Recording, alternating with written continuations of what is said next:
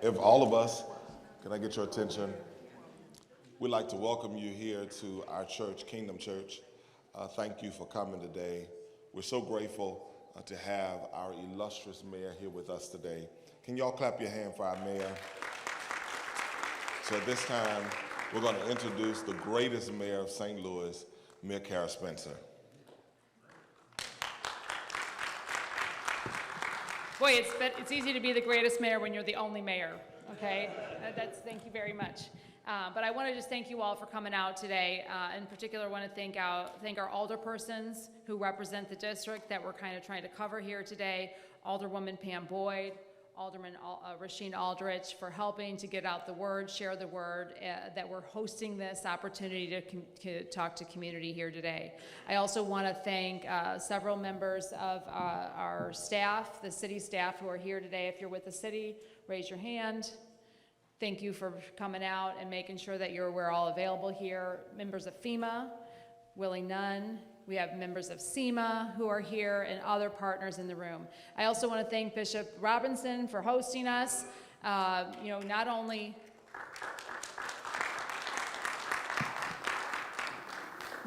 today, but as a resource hub. I want to thank the Clergy Coalition and many members of the clergy who've been organizing ways in which we can better communicate, ways in which we can be more present in community, taking input, organizing thoughts for us, for the city, to improve as we move forward. It's incredibly important that as we continue this path after the tornado, that we are working together and getting input on where we need to improve. We know we have a lot of work to do, and we know that there is a lot of work to come, and those partnerships are vital to making sure that we are positioned to best serve our community.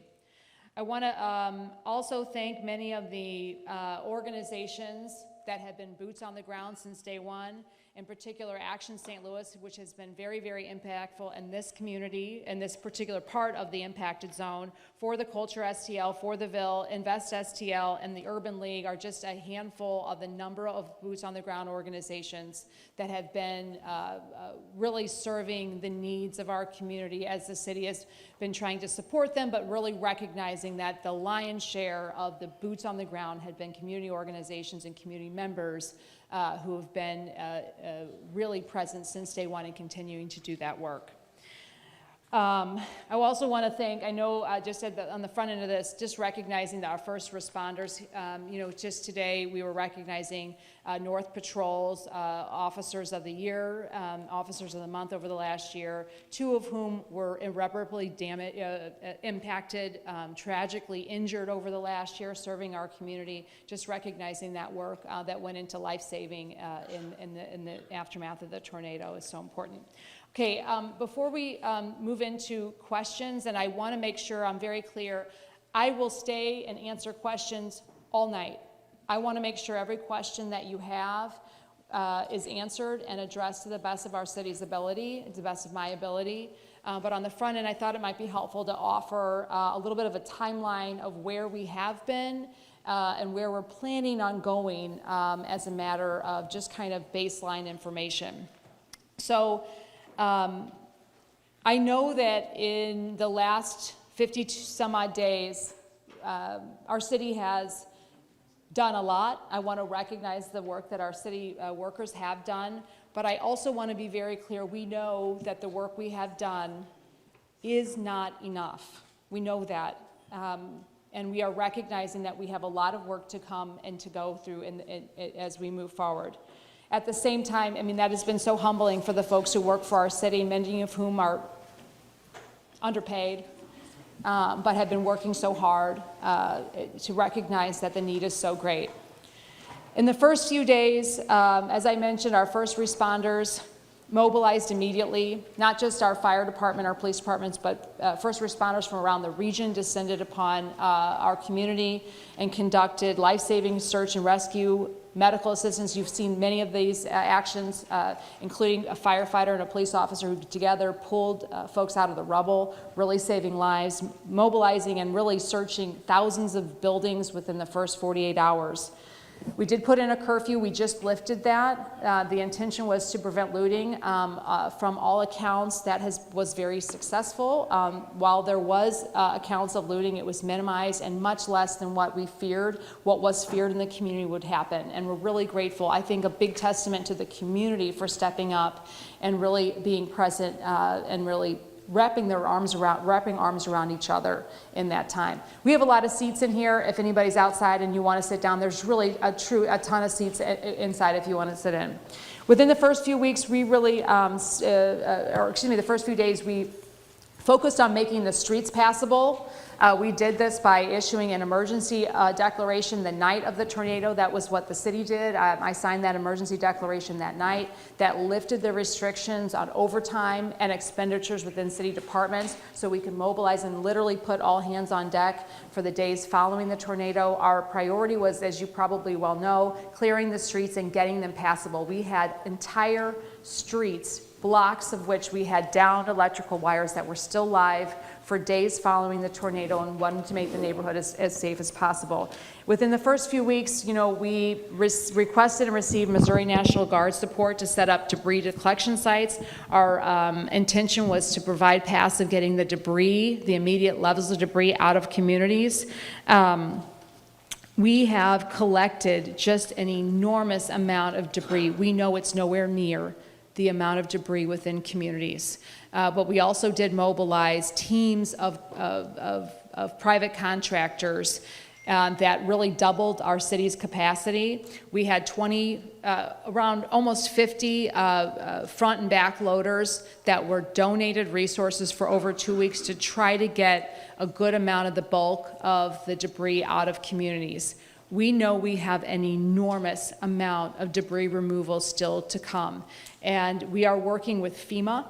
We are guided by FEMA, our state partners, to try to make sure that our plan for debris removal and demolition follows our federal standards so that we can hopefully get reimbursed for the bulk of that.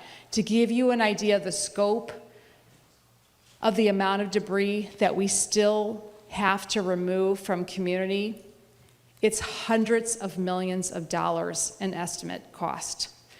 In order for our city to hold that, we have to have partners at both the state and federal level, and there's an enormous, frankly, paperwork barrier to overcome to be able to do that. And I want to be clear, our commitment is to get the debris out of community. We have an enormous amount of buildings that do still need to be not only rehabbed, some of which have to come down. We know that, and it is an enormous lift. We want to prepare our community to be rebuilt, and that looks like pulling out as much of the debris out of the community as possible when we're doing that restoration and demo work. It's important that we are able to pull out basements and pull out as much of the debris as possible. We also are going to be moving forward in that process in a way that can best protect community. When you're talking about even restoring buildings that have been so badly damaged, let alone demolition, there are major contamination concerns that we're in the process and working to address. We've been working with our state partners at the Department of Natural Resources, in addition to our own health department, to make sure we're monitoring the air and we're deploying best practices using wetting machines and making sure that we are keeping down dust, because especially during summer months, we know the air carries contaminations, including asbestos and lead. And we are going to be very, very careful about making sure that we're not only best protecting our community, but monitoring and reporting that to the community. Just to go through the rest of our little report here, within the first month, I just want to mention some of the partnerships in delivering and distributing almost 300,000 meals in the first month. We assessed conditions on more than 7,000 buildings that we know were impacted, and that debris removal included 7 million cubic feet of debris. 7 million cubic feet.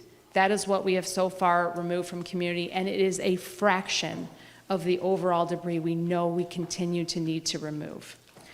Our Disaster Assistance Center, which we first launched at the Chaffetz Arena, provided direct access to over 30 organizations and served almost 9,000 individuals, just an enormous number of people that are needing assistance. And we know that that disaster resource didn't serve everybody who needs assistance. That's why when we demobilized that, what we did was we shifted the resources to within community and made sure we had those 3 hubs within community to be serving our community. We have been pressing hard. We know, I want to really give a shout out to our FEMA director here, Willie Nunn, who is our local chief of FEMA here within our recovery here. We knew that we needed assistance of our federal government to be able to best serve our community, and that is what we were really focusing on getting. We were all frustrated with the delay.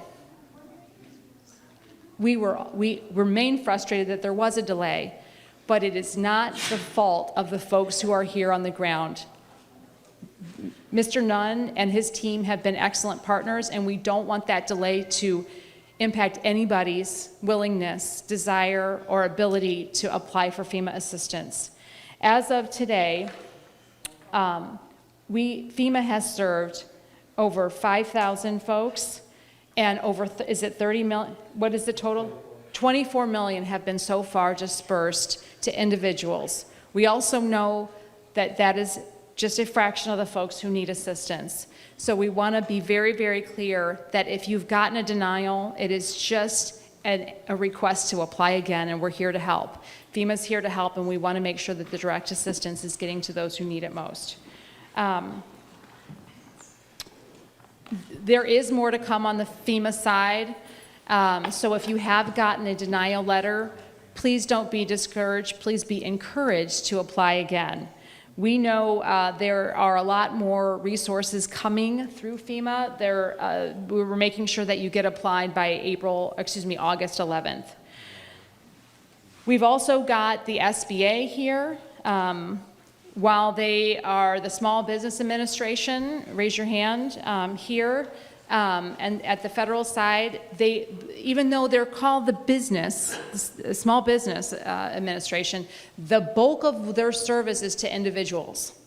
And while they offer loans, it is a very attractive loan product. We are locked in at a very attractive rate of just over 2%, and there's a lot of flexibility on your credit scores. So if you are able to take out a loan or want to take out a loan, they are truly a great partner in being able to do that.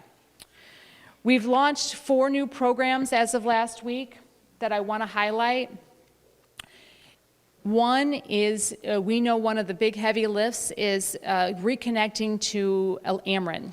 Many households had their electricity completely knocked off their building, the box. That is a really expensive repair, over $1,000 per household.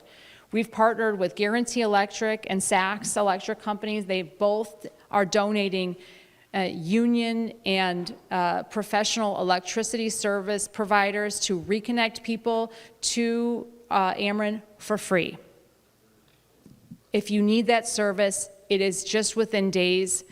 They are providing that service for free for households who need it. If you haven't signed up for it and you need it, we're here tonight. We'll get you signed up. We've also launched an Ask an Architect program. If you need assistance with a licensed architect, this program was made possible by the American Institute of Architects. These are St. Louis members who are volunteering their time at City Hall Mondays and Wednesdays. It's a great program. It's completely free. We've also launched the Contractor Registry. This is we understand and are worried about folks getting taken advantage of by contractors. So we've launched a contractor registry that it's free for contractors to sign up. All you have to do is make sure you're providing your license, your insurance, and making sure that you're kind of within the system and operating in good standing. And we're providing that registry for free to residents to come take a look at who we want to make sure that you are using contractors that are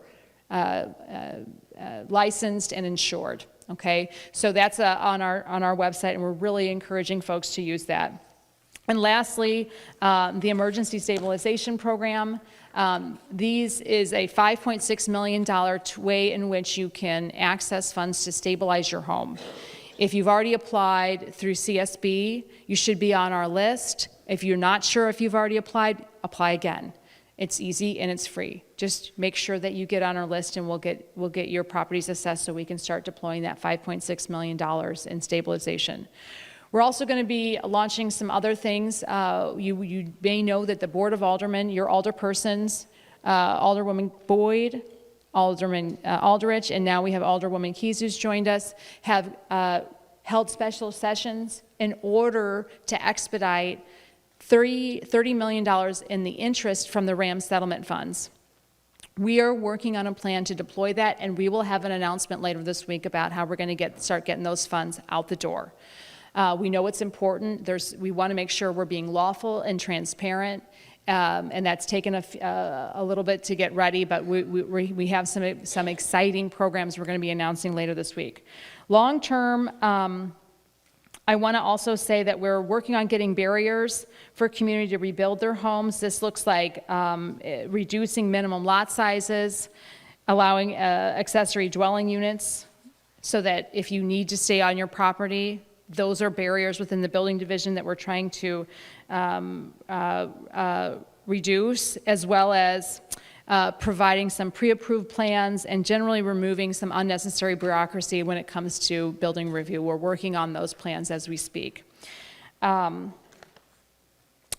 just want to close this part by saying that our vision for St. Louis for recovery includes keeping every resident in St. Louis in St. Louis. I want my legacy to be judged by how many people that we're able to keep here. It is our #1 priority. St. Louis has been losing population my entire lifetime. And in particular, the area impacted by the tornado has been losing population at record speeds for the last several years. We need to stop the bleeding. It is our goal to keep everyone here. And so this is part of the reason why we're having these town halls, sitting down and talking to residents about the needs that are not being addressed. We want to hear from you so that we can better address all the needs in the community. I thank you for spending your time coming out here tonight.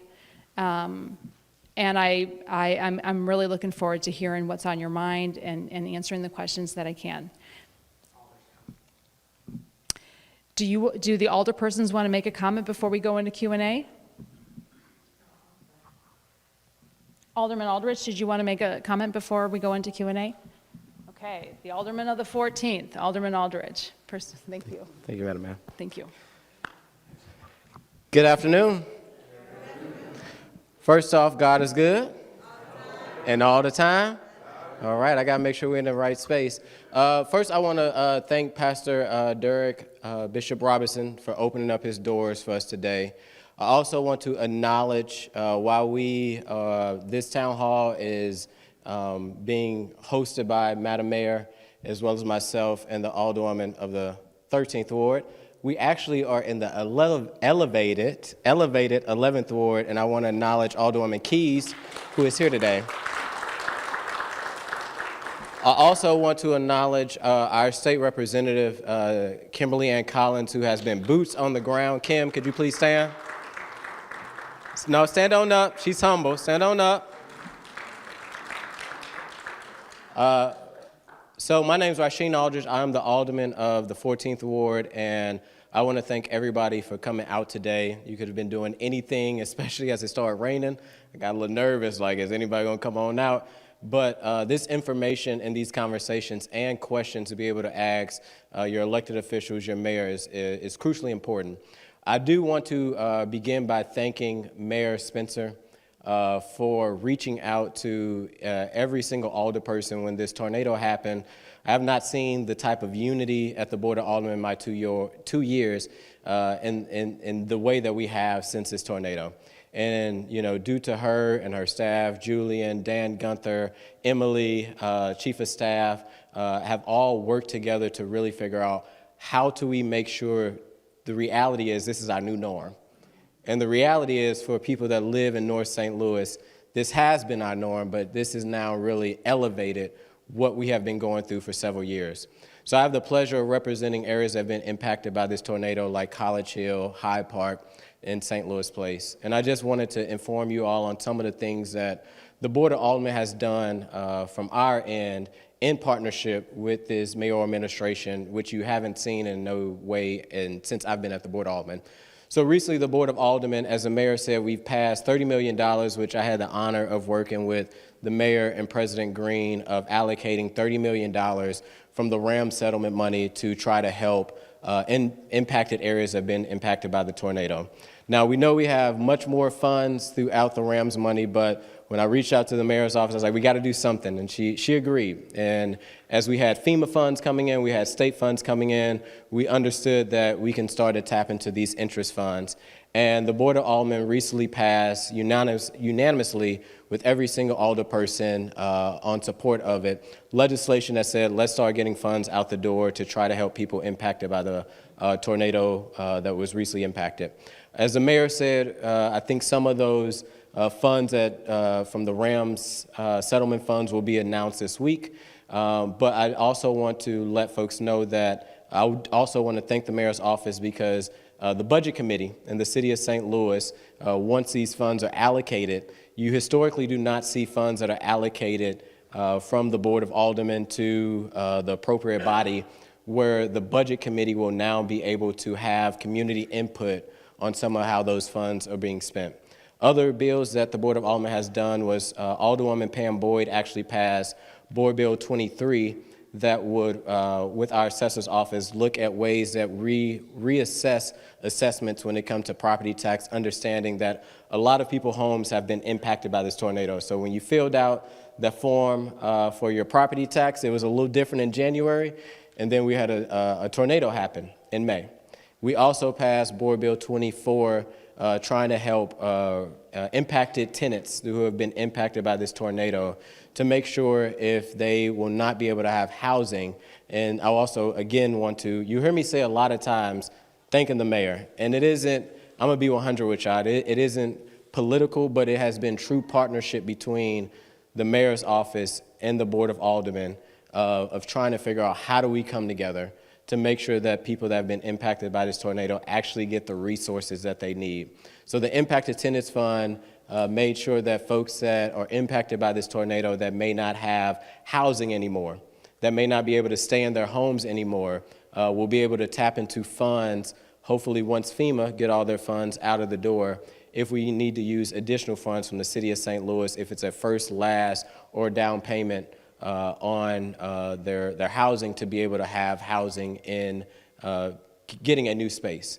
But ultimately, I again want to thank Mayor Spencer, but also as being a member of the Board of Aldermen, I want to thank every single colleague, especially the most impacted alders. So alderpersons from the 10th Ward, Alderwoman Clark Hubbard, Alderwoman from the elevated 11th Ward, Alderwoman Laura Keys, Alderwoman from the 13th Ward, Pam Boyd, Alderwoman from the 12th Ward, Sharon Tyus, and also Alderman Michael Browning, who has been impacted by this tornado. But every person of the Board of Aldermen, we have come together to try to figure out policies and ways to move policy forward to address the needs that are necessary for this tornado. And I'll be honest, nobody, as far as an elected official or just an everyday person, knew that this was going to happen. Probably like most of us, when the tornado sirens went off, it was a normal thing, like, here go these sirens, and it is what it is. And then we realized that, or actually, the sirens didn't go off. The sirens didn't go off. But and I will say there is one thing in leadership when you can acknowledge that there's a problem. And I do want to, thank the mayor for that, for acknowledging that they didn't go off. But the fact that a tornado happened, none of us projected that this would be the devastation of what we actually seen to the level of what happened in St. Louis. We're talking about a tornado that has not been to this devastation to like Joplin, Missouri. And what you have seen is your elected officials trying to come together, pass legislation, work with this administration, and work with community. I would be remiss if I do not thank community that have stepped up, community organizations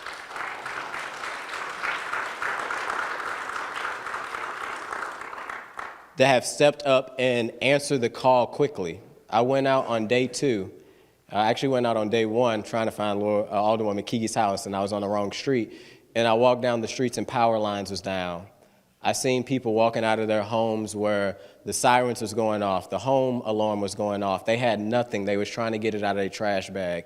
And I'll be honest, before government was able to find a solution, we had organizations like Action St. Louis, For the Ville, Urban League, that stepped up and made it possible to make sure that people needed the resources that was in this moment, if it was hygiene, if it was perishable items, whatever it was, so that people in community can have it. And I just want to thank those organizations for doing the work. And I think that has been the resiliency of St. Louis. And the reality is this we got a long track record. This isn't going to change in the next few months. This is going to take all of us. This is going to take all of us to yell at each other. It's going to take all of us to work together. And it's going to take all of us to stand side by side to figure out how do we help a community that has honestly been disinvested for decades, that has not had resources and opportunities before this tornado. And now this tornado has woke up the world of the need that is needed in North St. Louis when it comes to these several wards. So I know the mayor is going to come up and take some questions, but I just want to thank you all for being here and asking those hard questions for leaders like myself, for leaders like the mayor, for leaders like Alderwoman Keys, for leaders like Alderwoman Boyd, to hear from the people of what we need to do better. When you leave outside of these double doors, I also want to acknowledge there are some resources. So we have some resources if you need hygiene products, if you need diapers, if you need detergent, if you need toilet paper. On this main table right here, there are some resources for people to be able to take either for yourself or for other individuals who may need it. And again, I want to thank everybody for being here. And St. Louis, we have better days in front of us. And this is our opportunity to work together to actually do what is necessary to bring back, and I'm going to be 100, as the kids say, 100, bring back North St. Louis that has been in devastating need for many years, and this tornado has really just ripped that Band-Aid off. So thank you all for being here today.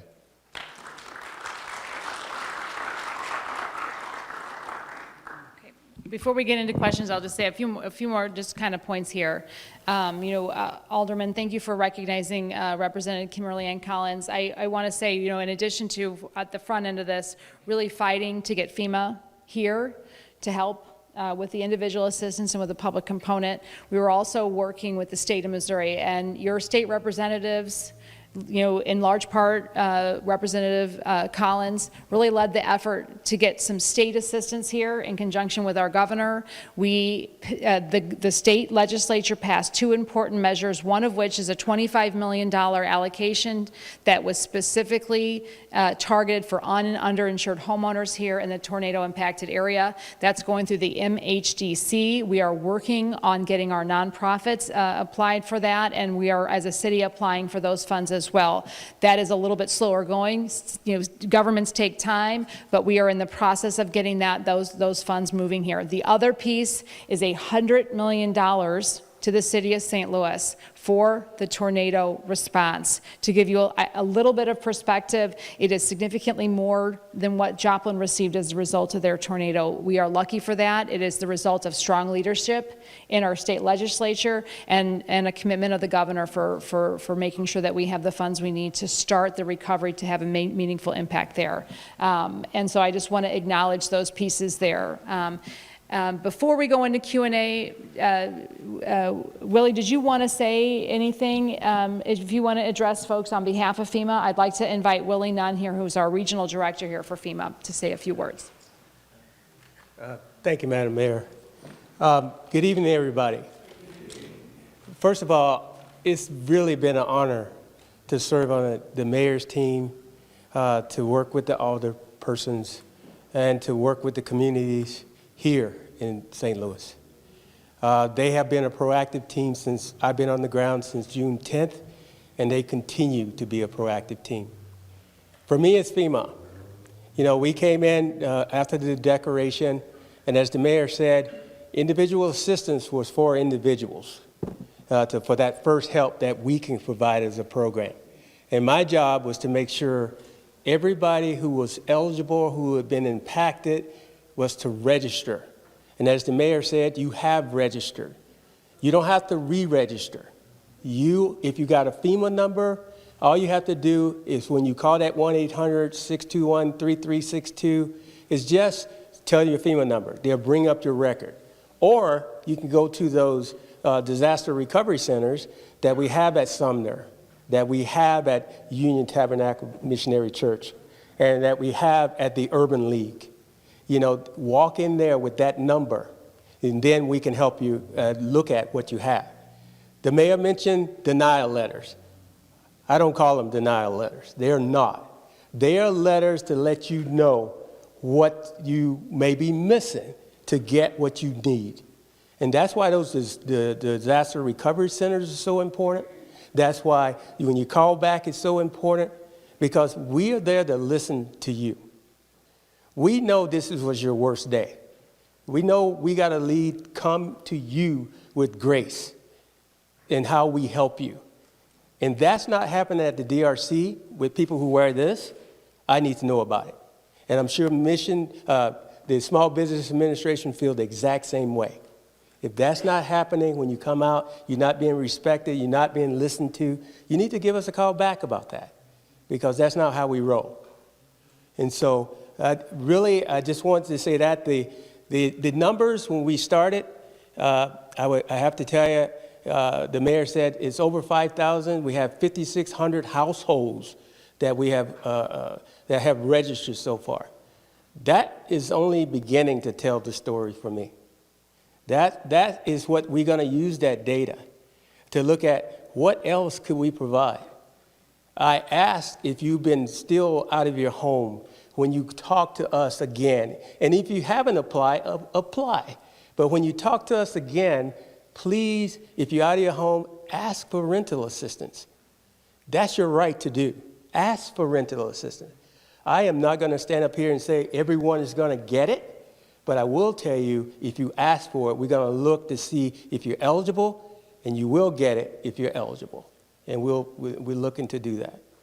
So I'll be here for questions along with the mayor and her team, but it's really an honor to be here to serve with the city of St. Louis.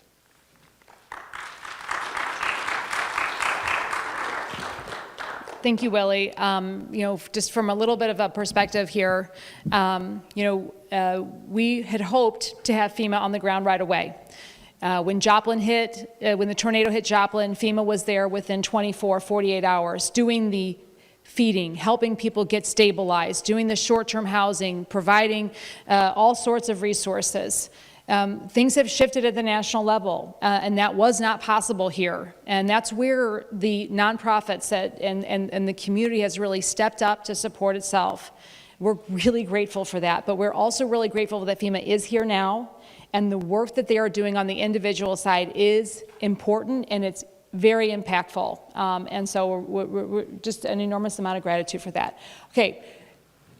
Question. Let's start hearing what kind of questions we have, and so we can start answering questions from the community. Jonathan, do you want to direct people to maybe come up here? If you can't stand or don't want to stand, let us know. Raise your hand, and we'll make sure we get a microphone to you.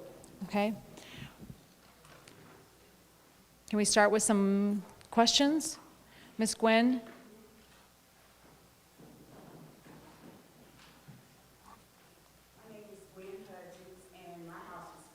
Tornado. I've been asking the city for help. I have got no help from nobody. The debris that was picked up, it wasn't picked up in my area. I'm breathing the lead, the asbestos, all of that. And every meeting I go to, we'll get to you, we'll get to you.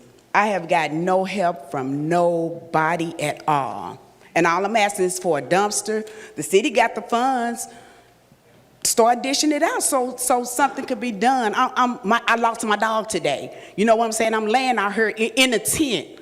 and the city is holding money. They say they can't come on private property, but they putting stickers on people's houses. They're coming on private property then they paying, certain people is paying the city workers to come and pick up their trash and help them stand up 18-wheelers. I'm looking at this here, 3 trucks, a little machine, helping them sit up a 18-wheeler. Nobody, but I guess they paying. But if you're not in the clique, you ain't gonna get no help. I haven't got no help. It's ground zero where I'm at. I mean, everything over there was flattened, and it still looked like that right now. I wasn't in there, and I'm not getting no help. I've been begging and pleading every day, and nobody is helping me do anything. Gwen, I know your block has been hit so bad. And I'm grateful that you took a few minutes to talk to me before this started. And we will connect with you and try to figure out how to get you a dumpster. And my heart breaks for you, for your dog, and just on top of everything. Talking to you, I know that the Humane Society started to, helped a little bit. It sounds like you still need some assistance with pets. And we do need, I mentioned a little bit offline there, but for everybody else, we are working on a long-term debris removal plan. And it does look like making sure we can get all the debris out of the community. I know that's not good enough for right now. And we can work on try to figure out what we can do as far as dumpsters on your block, on Newstead. And we will try to make sure that we have a better presence on your block. Okay. Okay, thank you.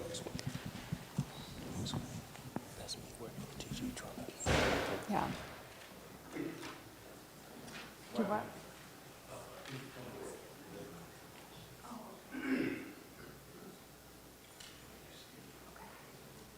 Yeah, you can ask any which way.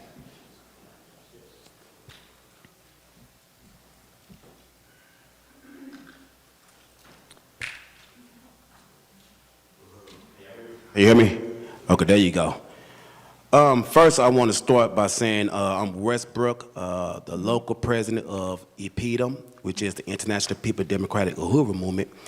And one reason I want to open with that, because I heard a lot of small business, community leaders, organizations, what have you, was out here. But one that I did not hear is EPDM. It was right down the street at 4101 West Florissant. So I want to give a shout out to not only EPDM, but the Black Power Blueprint, Nina, and also Uhuru Bakery and Calf, because we've been out there since the 16th, and we still out there. So that's why I want to give a shout out. A round of applause right quick. So can we give a round of applause? Okay. So I'll try to be brief. Try to be real brief. It is a historical policy of the city of St. Louis to let the north side rot. This is what contribute to the further destruction to the north side during the May 16th tornado. The history of the neglect of the community need to be ratified now. And now is the time. A massive inflection of the capital to the north side is needed, and also the west side, so that we can rebuild our houses and stay in our community. The mayors and aldermen need to free up more city funds so this can happen. Mm-hmm. Just compensation and just compensation, and we need to recognize the 7 families who lost their lives, because we barely hear about this. During this devastation is because no city official sounded the sirens and 911 was not answered in the just time. So not only we need to speak about some type of reparations, if you will, for the family to suffer this, because we know one of the families is raising a lawsuit, and many other families going to follow. So is there any money allocated to address that problem? Not only that, they said 21 million, over 5,000 applied to the FEMA, 21 million was given out. So my question to you is, how much is allocated if for that? If 21 million is given out, how much money is left? You know what I'm talking about? And I guess the last question is, because we know that This is the remnants of Team 4 plan. We know this. We know this. And we also know within that Team 4 plan that some buildings were supposed to be conserved, preserved, and depletion area. Make a long story short, my concern is when you look at the list as far as the money that's going to be allocated to certain areas, who's on top of that list? And when you look at the list, my concern is following that Team 4 conservation, preserve, and depletion, because the north side is at the bottom of that list. So for us to get limited money, why is we at the bottom of that list? You know what I'm saying? So can a community, because someone said that a couple of the aldermen is creating a board to distribute this money. Can there be a community advisory board? Yes. Or a community of leaders could be a part of this so the money could be distributed equitably? Yes, let me, well, first of all, let me recognize Uhuru's actions right off the bat. Many members of Uhuru came down to City Hall and really elevated the issue of the insurance, the holdback of 25%. We had happened to be hearing from members of the community about that at the same time, and we're working on it, but you all really helped to elevate that concern, and we did get to work. We got that taken care of so that all of the insurance funds could go right back into the community without having that retention. Thank you for that. On some of the other issues, you're right. There has been historic disinvestment. There is no list, however, now on distributing funds otherwise. Let me think through all your points. The Community Advisory Board, yes. We are working on that. If you're interested in participating in that, let us know tonight or let us know in the future, because you're exactly right. We need to have community engagement and community driving some of that. We're not waiting for that to start distributing some of the RAMS funds. The $30 million that the aldermen allocated, we are working on the finalization of the first wave of that, but to give you a kind of a broad stroke, we want to make sure we have some humanitarian direct assistance on things like cooling and making sure folks have access to cooling shelters, ice. The temperatures in the tornado zone are probably going to be around 10 degrees higher this summer and ongoing because of the loss of the tree canopy. That is a really significant increase in temperature. So we're working on some cooling strategies that do include those big sort of like sprinkler things for kids and other things, because we know that also helps to reduce the temperature of the area when you're putting water in the area. Broad strokes, we want to increase the amount of funding to un- and underinsured folks. We also know that despite FEMA's direct assistance on rental, some people are falling through the cracks. FEMA is not able to help everyone, and we want to make sure that we have some direct rental assistance to keep people within the city of St. Louis who can stay here. And broadly speaking, we also want to increase the amount of direct legal assistance. We've had Legal Services of Eastern Missouri helping renters get through their tenant landlord issues, but there's also a whole lot of title issues within especially generational homes. So we want to make sure that we are funding real paid lawyers to help homeowners work through those. So the broad strokes of where we're going to be putting out the $30 million or the first tranche of that is the broad stroke. We should be announcing that later this week.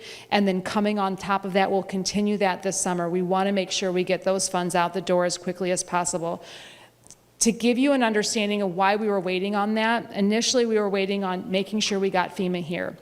We knew we couldn't fund locally anything FEMA was going to do, or they couldn't duplicate any projects or any programs that we had locally.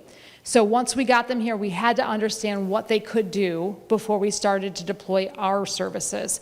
We wanted to see what the state could do. The state did put together some packages. They're a little slower working on getting out than we hoped, and that's okay. That's what the state does. That's the way the state government works. But we are working to try to fill those gaps as quickly as possible with the RAMS funds. And again, we should have some of that in the next coming days. But you're absolutely right. We need to get the money out. We need to have community engagement, and the input that the organizations you mentioned have been helpful, constructive, and really resulted in some action on the part of the city. Thank you. Yep, do you want to, oh, and the FEMA doesn't have any limits. You want to talk about that, Billy? Real quick before you come. Yep. We have a black Nissan Sentra, Illinois license plate 290675. Your car's running. Can you please take care of that? And again, the mayor read my mind. That's exactly what I was coming to say. That's why I keep advising you to, if you hadn't applied, apply. If you applied, if you feel like you're not getting what you need, call us back, because I expect that 24 million to go up as eligibility go up. And we have funds to help people to do that. So please continue to apply. And Madam Mayor, if I may, we always acknowledge those lives that are lost. We feel that, and I know the city feels that, and for everybody who's been impacted by this. And so we're coming to make sure that those are here to make sure that you get what you're eligible for. So yes, continue to apply, and that number will go up. There is no cap. There is no cap on what FEMA can provide. It's just who is eligible and getting those eligibilities in there. So it's not as though FEMA has a cap on what St. Louis can get. For the individual assistance, they should be providing assistance to any and everybody who qualifies for that. So the time does run out. The cap is really that August 11th deadline, but there is no monetary cap on what can be distributed to individuals. We don't know what we're going to get on the public side, okay? So when we went and applied for FEMA assistance, we prioritized the individual direct to resident assistance. The assistance to the city has been secondary, but we are working on that alongside of that and in tandem with that, so we can do the debris removal and those other big programs.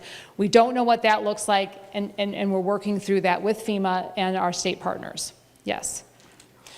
All right, well, my name is Christopher Gladney, and I am the president of the Northside Independent Neighborhood Association.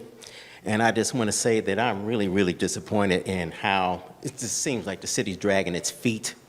The people are desperate. The people need money so they can rebuild their homes. It's been over 7 weeks. In 8 days, it's going to be 2 months. Yeah. This is totally unacceptable.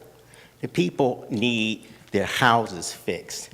And yeah, you got a few private organizations and institutions and nonprofits that are providing resources, but $3,000 is not going to fix bricks that have fallen down. Your whole wall is falling down to the ground, or you have a tar roof that needs to be replaced. $3,000 is not going to cover it. And the process is moving too slow for the people. I've heard through other town hall meetings, people are wondering, where's the money at? You know, and then on top of everything, you know, the police are arresting young black men and their parents for possessing fireworks, yet nothing was happening on the south side where there were fireworks happening as well. You know, so, you know, but also no one's been arrested for the 7 people that lost their lives, and somebody needs to be arrested for that, because that was murder. And we got to call it for what it is. And they said that the sirens didn't sound because the button was broken. I mean, that's preposterous. And 911 didn't even come to, you know, save community members. And the city has spent more time arresting our youth than actually spending and interacting with our Northside community members who are trying to, again, get their houses fixed. And the thing is, we want our community safe, but we want to know where and when the money is coming from. I applied for FEMA. I still haven't gotten it. But the thing is, what about the people who lost their entire residence? Sister here just said she lost her whole place. And the process is dragging. Nobody's helping her. Everybody on the north side that has lost their place or trying to get their places fixed, because we haven't even addressed the fact that Ameren turned off power to those buildings that were red tagged with no way, no instructions on how to get their power back, and then get an email and a text sent to them saying that they suspended or discontinued their power, like I did. Do you have your power back on? Yeah, the power's back on, but we Does- had to go through a process, A a process. lengthy, days-long, weeks-long process to find out how to go about it. Does anybody in the room need their power turned back on? You do? Okay, can we connect with you with that program to see if that can help you? Okay. We do want to make sure we get everybody reconnected. If anybody is still disconnected, we do have programs that can help you get reconnected. Okay. But again, in conclusion, the people want results. They want action. We're tired of the talk Yeah. fest. You know, we've had too many talk fests, and the community is the one that self-deployed on May 16th. You're right. And got the job done. You're right. You know, so I want to commend the community for that, and I want to encourage the community to continue to self-deploy and make things happen, you know, because this process is really, it's been aggravating for a lot of people. This sister here should have had some help. Say that again? This sister right here should have had help. Miss Gwen? Just like everybody should have from Yeah. day one. You're right. We need to get more money out. We're working on that. I know that it's not today. We announced those 4 programs, and we will have a concrete plan to share with you later this week on the RAMS funds. We know it's not fast enough. As I mentioned, I just want to give you a kind of how our thinking was, making sure that we were deploying all of the federal programs we could. We knew that they would not duplicate anything we were doing here locally. So we held back for a little bit to make sure we knew what they were being able to do. Once we figured that out, once we understood the delay in the state funds, we are deploying the RAMS funds. We will have programs, and that money will be getting out into community very, very, very shortly, at least on the RAMS side of things. I want to be clear, too, on the city's workforce. You know, we held nothing back as far as making sure we were clearing roads.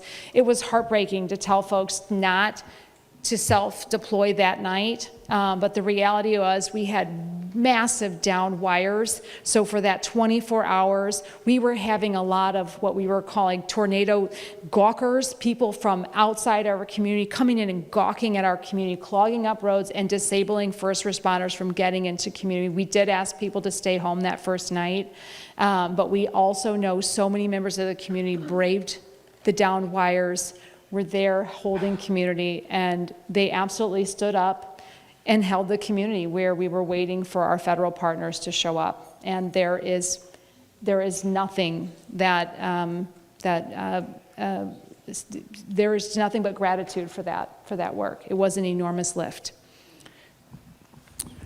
Thank you. You mentioned earlier that there would be licensed and insured contractors available. Are they already in place, or do you have to get them in place, and how do we access them?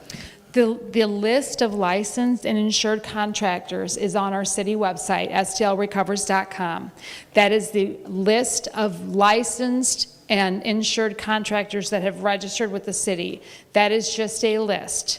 If you need contractors to do stabilization work, right now we do have 1 program up and running, and again, I mentioned we'll have a few more that we'll be announcing later this week, but the first one is a program that allows you to do, that allows those allows residents to apply for contractors to come in and stabilize their house. And all you have to do to apply for that is go through our Citizen Service Bureau, okay? You can do that by calling or going online and putting in that request, or you can just call. We implemented a new program, 311, which gets you directly to the Citizen Service Bureau instead of having to remember a number. So that 311 should get you there. If you're unsure whether or not you've already gotten on the list, get on the list again. It doesn't hurt to just make sure that you're on there. That is for the stabilization piece. And like I said, we're going to have some additional programs that we'll be announcing coming later this week.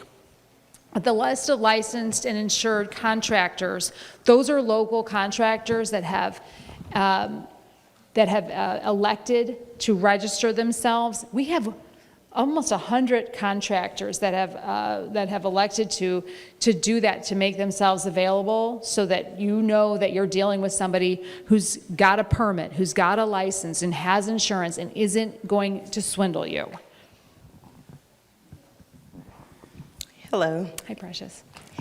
I am speaking on behalf of BGP and Ms. Gwen. So I had a call last week about she was needing help. She hasn't gotten any help.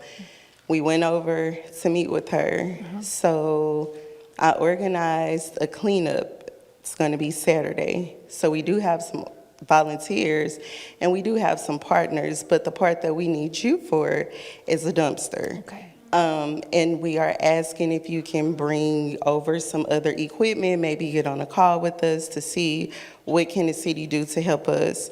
One of my board members was able to get a room for her just to be able to, debrief for one day, but that's not enough. So I'm asking you, I'll send you the flyer, but I'm asking for you to help us help Miss Gwen, because we will be out there Saturday starting at 10 a.m.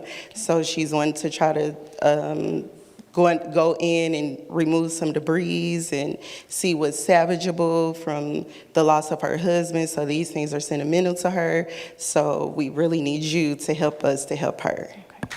Okay.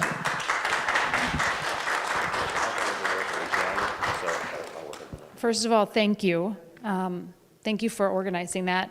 And my team is here. We're going to see what we can do to help Miss Gwen and to help you help her. Thank you.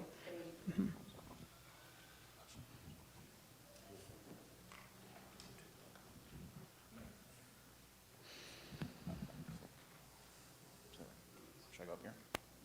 Okay. Hello, Mayor Spencer. Hi. My name is, should I put this up here? You can do whatever you Okay. want. My name is Jesse Neville. I am a resident on the south side on 2654 Gravois Ave, and I am a representative of the Uhuru Solidarity Movement, which works under the leadership of the Uhuru Movement to organize in the white community on the south side and organize white people to stand in unity with the black community, and specifically with the demand for reparations and justice for the black community. And I have a few things to express, and I want to say that we have been out on the south side talking to thousands of other white people about what happened with this tornado and how the city has been responding to it. So I can confidently say that what I'm about to express captures the sentiments of many thousands of people who live on the south side of St. Louis. One, I don't think it can be said any more eloquently than how Ms. Gwen said it earlier. The city has the funds, dish it out. And I was at the Uhuru House before you were elected. I was actually on camera, like this man over here, recording the presentation that you gave.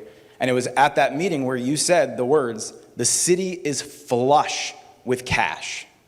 Those were words out of your mouth, and it was recorded.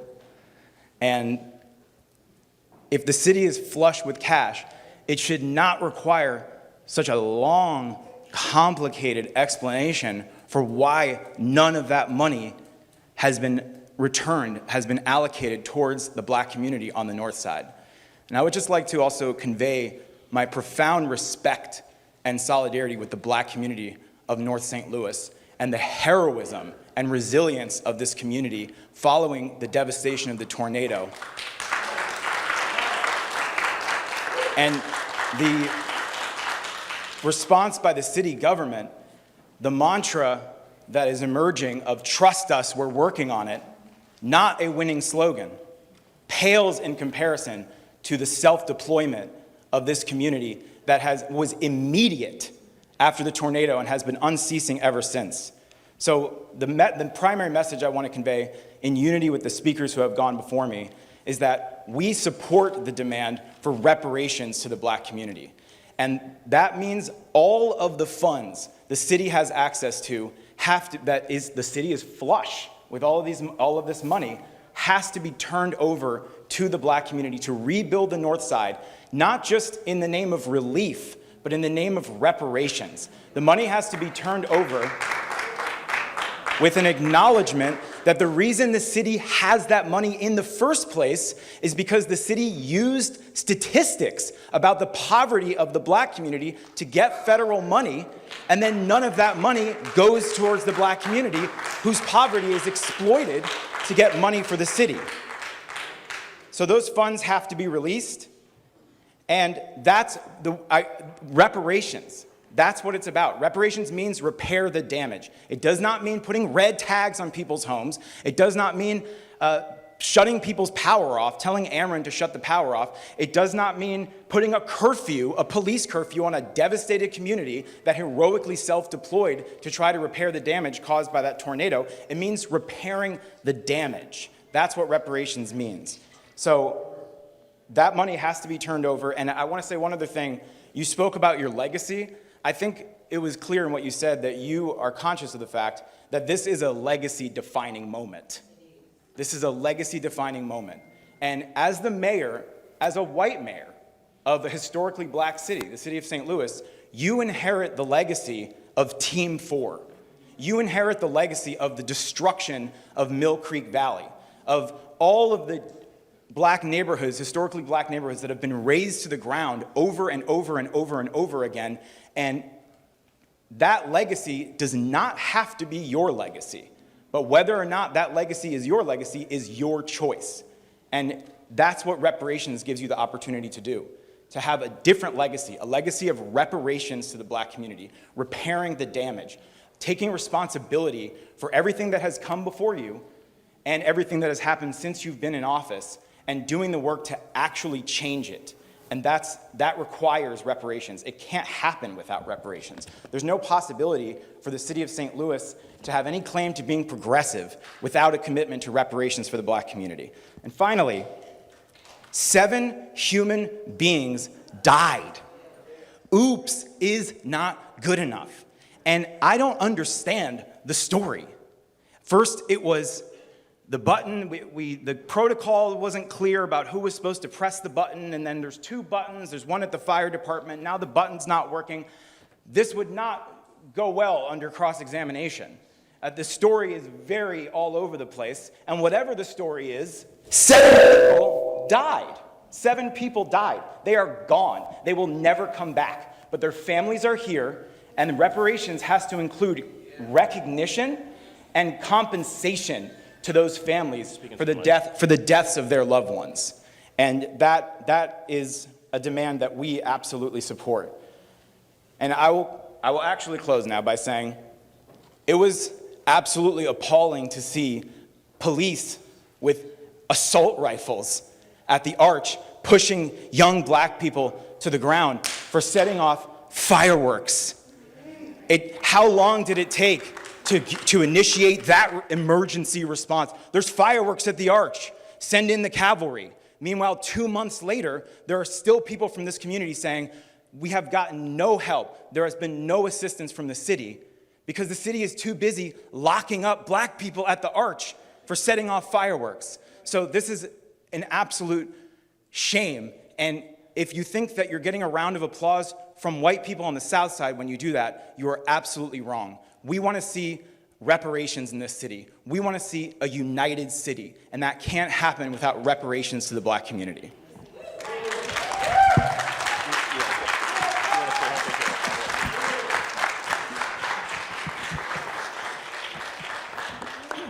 I missed your first name, so I apologize. But I do want to say thank you for organizing efforts on the South Side to help and address and bridge gaps between the North side and the South Side, between white St. Louis and black St. Louis, to try and create a dialogue that connects us all. That work, whether we all agree with what you are pushing for, that work of organizing and pulling people together is important. It is needed, and I thank you for embarking upon it and doing that work. Thank you. I want to address some of your issues. You're right, we need to get money out, and we need to get it out faster. We are working on it. I know that is not the perfect answer for tonight, but I do know that we are getting a concerted plan out the door this week. We do have some funding going out right now. We know it's not enough. It's so humbling to see the team, my team, but the city's team, working really, really hard and not doing enough. We know that. It's been humbling, and it's not enough to the community. We know that. But I also know we are working very hard to get that plan, to get it out the door.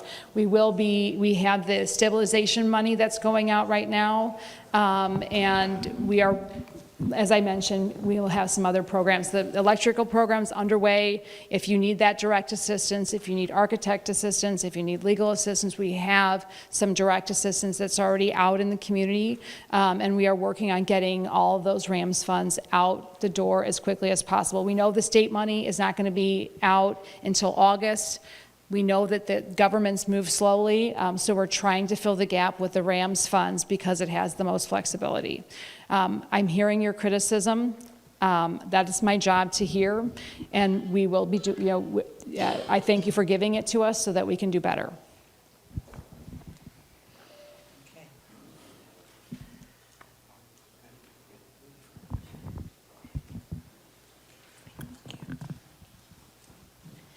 Good evening, Mayor. My name is Rochelle Jones, and I did suffer due to the catastrophic tornado. Fortunately, my building is still standing. I'm hearing what you're saying, call the 311 or go online to do it, but I caught a brief glimpse yesterday evening that there are architects that are out assessing the properties and telling you, what to do or what needs to be done. That's the information that I'm needing, because fortunately, I am still standing, but there is a great amount of damage. So where do I go, or how do I get in contact with an architect to come out to assess my property to lead me in the right direction? Our Ask the Architect program is based in City Hall. It's in the building division, and right now you can go there on Mondays and Wednesdays from 425, 426, is that the? 426, is that right? 425 Okay. or 426? Okay, because And I right was now, the program is between 12 to 3. Mondays and Wednesdays. Is that Okay. right? Okay. So tomorrow is Wednesday, correct? Tomorrow is Wednesday. Okay. Yeah. So start there and get some free, these are licensed, accredited architects that Okay. will at least start to take a look at the issues that you're having. Okay.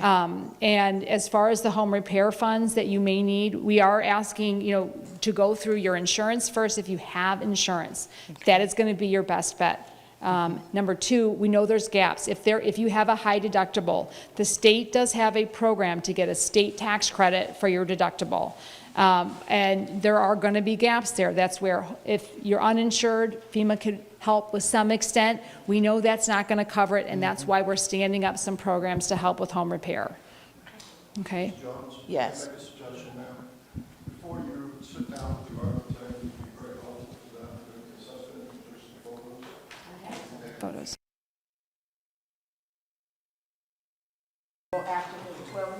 Noon. That's very helpful. If you want to bring your questions to an architect, make sure you're bringing photos of the damage that your building has withstood. Okay. Hey there, I'm Barbara Manzara, and I have a question about water lines.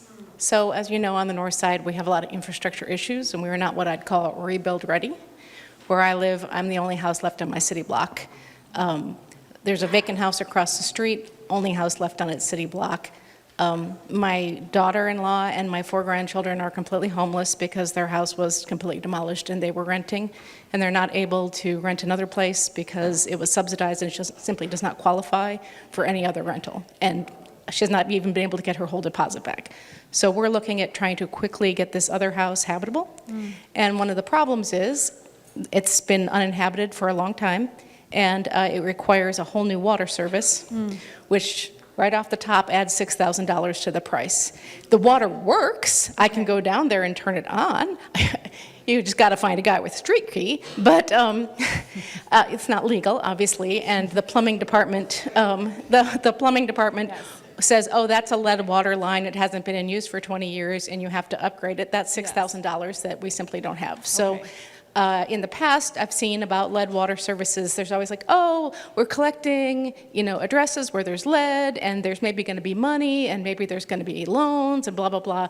Now would be a really great time to put some money into that promise that you will help with Yes. ground costs for Northside infrastructure, just like you were doing with the smaller lot sizes. Okay. That's just a strong recommendation that I have. This is an excellent recommendation, and frankly, one that we haven't been considering strongly. And your input, I think it's an excellent idea. I know, when Biden took office, I know it's been 5 years, but there was a big announcement that there was $100 billion going into water infrastructure. The city only got a tiny fraction of what we were owed on that. That mostly went through the state. I know there were some hiccups there. I'm going to be working to try to figure out if there's other avenues for the big infrastructure water needs that we have. We have seen sinkholes, water main breaks. Our water infrastructure is very, very old. Our water department right now has been running in the red for a couple of years because our rates are so low, and we have just the best water in the United States. We have phenomenal water. We do a great job of it. But the reality is we have not invested in the infrastructure over many decades. This isn't an issue that was one mayor, two mayors. This has been going on for most of our lifetimes. We have failed to invest in that infrastructure. That being said, I hear you on this issue. The $6,000 that it costs to get a water main going is a way in which we could consider breaking down the bureaucracy and getting some of the rebuild going. Thank you for the suggestion, and we are going to take it Just seriously. as a quick follow-up, I would also like you guys to see you broaden the monopoly of who is allowed to install a water service. There's like Okay. 2 or 3 guys down on the south side that are allowed to do it, and I'd like to know why I can't find a black plumber who is allowed. JJ, there's a great plumber, JJ Plumbing, black-owned business. And is doing great the work other in thing city. is, we did not lose anybody. We Right. did not lose a home we owned because it was a rental. If there is a person here who owns their home that was demolished Yep. or nearly demolished, and they are now having to put in a new water service, I think the city should pay for that. Period. Amen. Interesting. Okay. Hey, these are really great ideas. Thank you. And I do know we do have some black-owned plumbing companies that do great work in the city. I, in fact, ran into a couple of them today. We'll work on making sure that they're registered through the contractor database to make sure that you folks know that they exist and that they can do that work. But those are great ideas, and we're going to put them on our list of things to work on. Thank you. Hello, I'm Tina Kramer. I am from the 13th Ward. I was affected by the tornado in the 11th Ward, and then my family home is in the 10th Ward. So I'm all over St. Louis City. Gooden and Daughters, I'm sorry, excuse me, ma'am, what's your name? Gooden and Daughters is a black-owned, woman-owned plumber. They're licensed with the city. They're already on the registry for a city, to be a city contractor. So I'll get you their information. But it's unfortunate how I came to know Gooden and Daughter, but that's neither here nor there because my tap was destroyed, and I did spend $6,000 putting a new tap onto a home that did not need one. That's neither here nor there. Last time we spoke, I said that the response to the tornado was mediocre. That was giving grace. The response to the tornado was extremely poor.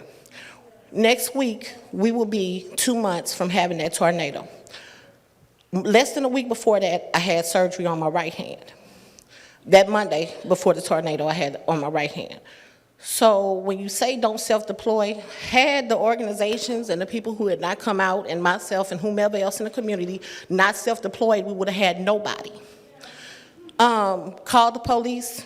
Called 911, 911 said your SOL is an emergency everywhere. Well, it was a tornado, I would think so. But that did not minimize the emergency that we were in.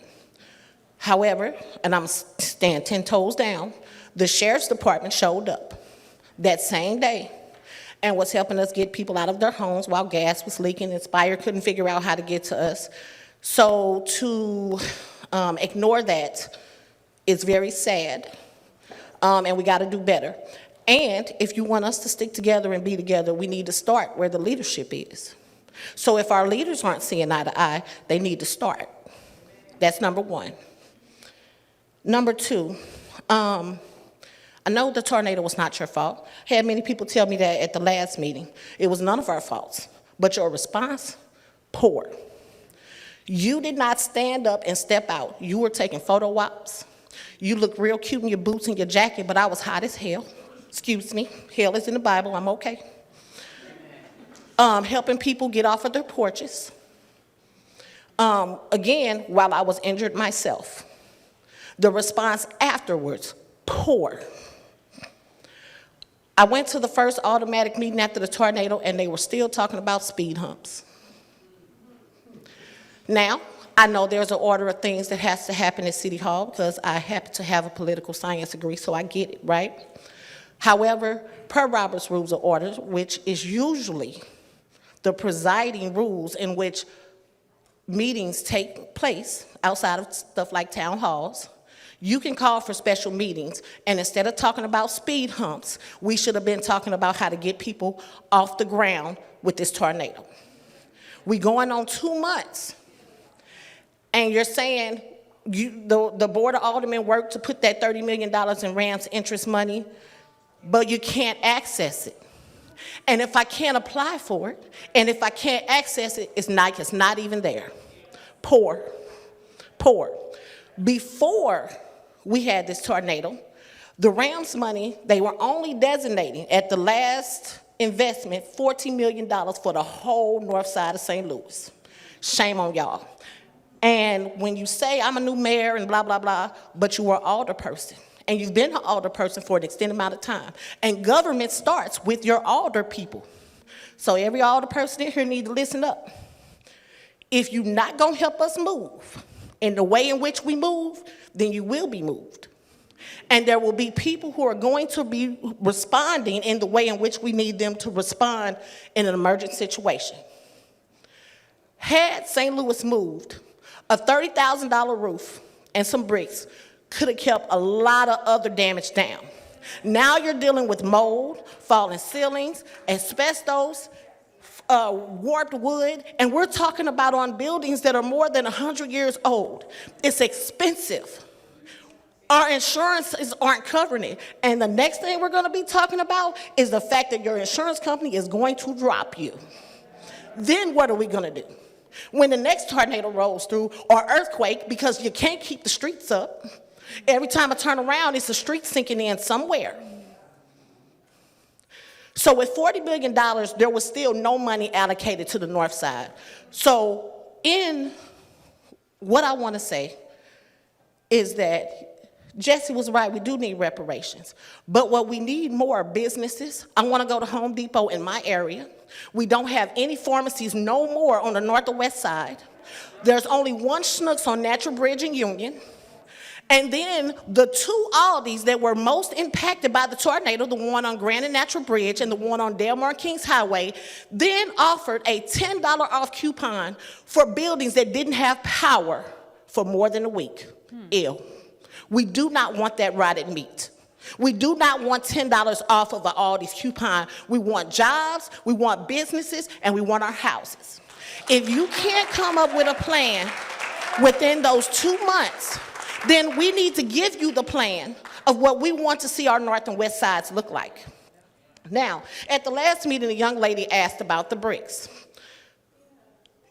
Your response to her was, in the past, when a building was demoed, the bricks were given to the contractors and the contractors sold those bricks. However, if you're a private entity and they demo your house, they're gonna send you a bill. So my question is, where are the other bricks? And did that, whatever they sold those bricks for, did it go back to the private owner? Or did the contractors keep that money? So they were double paid. You got LRA property that you're gonna break down. Those bricks need to come to us who need to rebuild, and I'm talking about at a low to no cost because we've already paid for them time and time again.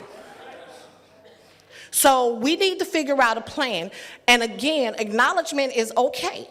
However, acknowledgement doesn't bring results, and we need results going on 2 months past this. Thank you. You want to stay here because you got to follow up.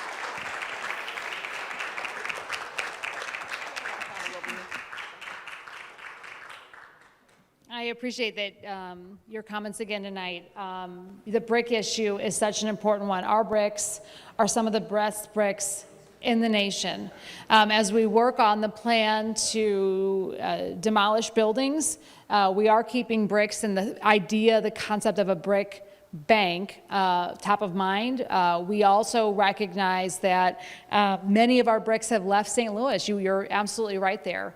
We do want to try to keep all of the bricks here in St. Louis that we can. The first wave of demolitions is going to be done with probably out a brick bank because we know we've got to get them done and get them done quickly. There are some health concerns when you're demolishing a building in the bricks. Some of the contaminations can stay in there. It is absolutely feasible to clean the bricks of that contamination, but it is a process. And as we work through what that can look like, we are going to be moving forward on some of the most dangerous buildings. The first wave of demolitions is not going to include any occupied buildings or buildings that were occupied before the tornado, with a couple of exceptions. If a building that was occupied has fallen onto an adjacent property, we are considering taking a few of those down. It is just a handful, but we recognize that some of those are impacting the viability of the adjacent properties. The first wave of demolitions will be vacant and buildings that were vacant and condemned before the tornado. We're primarily starting with those that are already owned by the city, the LRA properties, so that we can clear the community of some of those really dangerous hazards.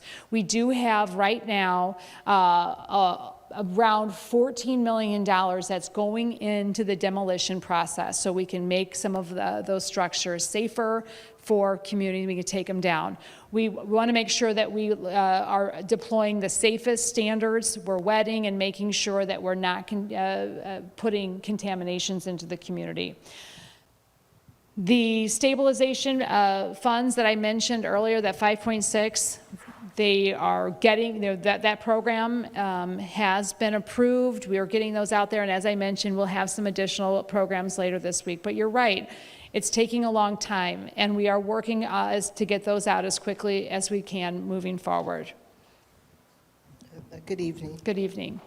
Mayor, has consideration been given to allowing RVs or mobile homes on the vacant lots near the destructive property, so that the homeowners that want to reside in the neighborhood and see the services that need to be done to their property, they're on site able to make sure that happens? Have you all given that consideration? We are giving that consideration. Thank you for elevating that issue. We're calling those accessory dwellings, and we are looking at making sure that we have some provisions in place that are safeguarding community. We don't want dilapidated structures and that sort of thing. There has to be some safeguards in place, but we are in the process of developing a policy for allowing for RVs and other things like that.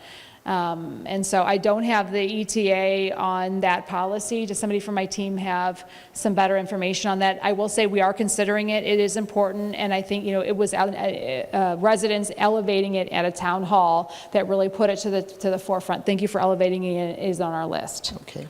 And secondly, how long does it take to get a response from Slate in trying to understand when we would get our insurance deductible reimbursement? Slate? And will you, yes, I'm. Say that again. What funds exactly are you looking for? Insurance reimbursement, deductible. The what? The deductible. Okay, the deductible, or is this the 25% that was withheld? Well, explain that, educate, Okay, because I wasn't so on the aware of that. insurance front, the city has a law in place that requires when a building is badly damaged and you get a payout, there is an insurance payout of a significant amount, the city withholds 25% of that insurance payout from the property owner.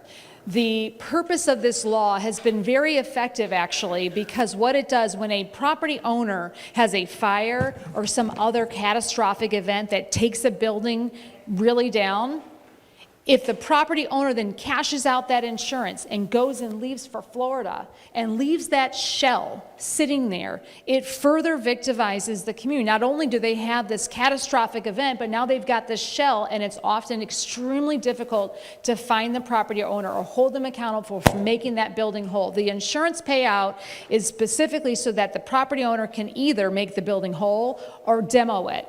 And the city has held that 25% in escrow until the building is either demolished or rehabbed. It's been very effective at holding property owners accountable for making sure they do that work.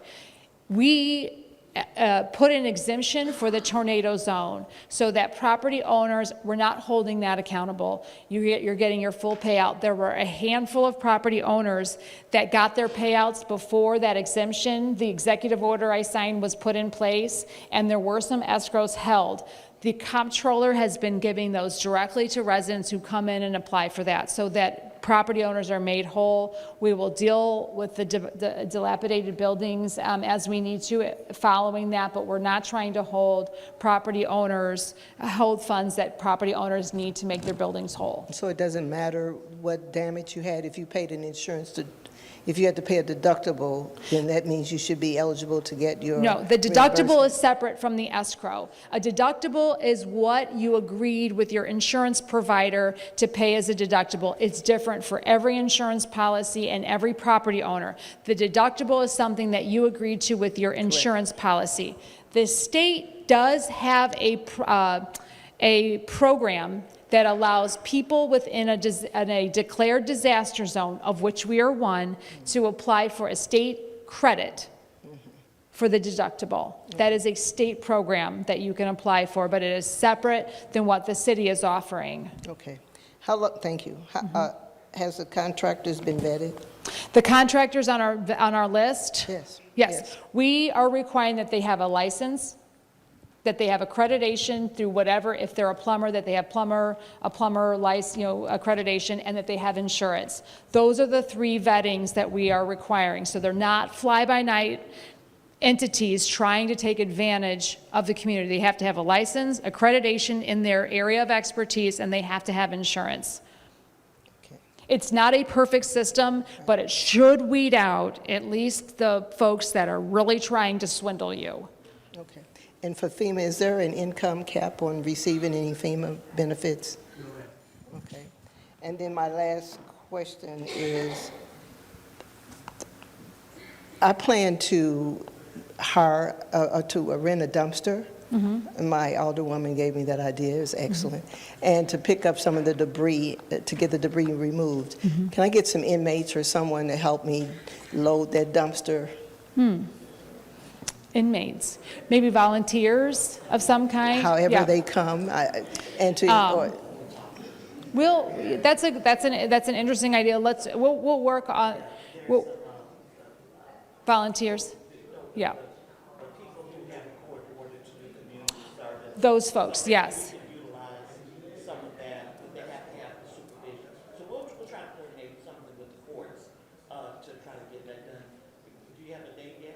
the sooner the better. I have the finance to do that. Thank you for renting And the dumpster. debris, well, That's a big I'm lift. trying to rent it when it's going to benefit us and not just Okay. have it there. Yeah.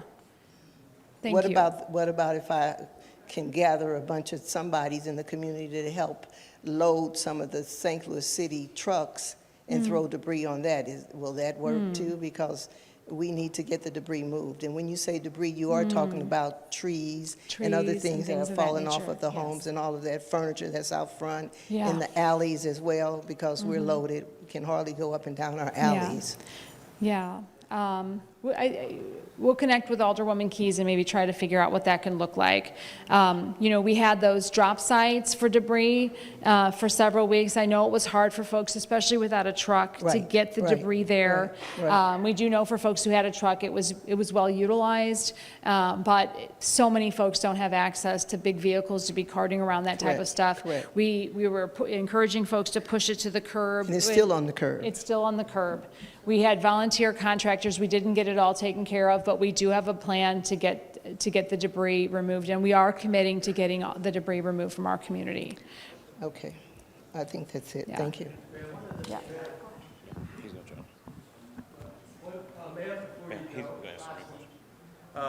One thing you asked, I want to make sure I'm clear. You asked about a cap.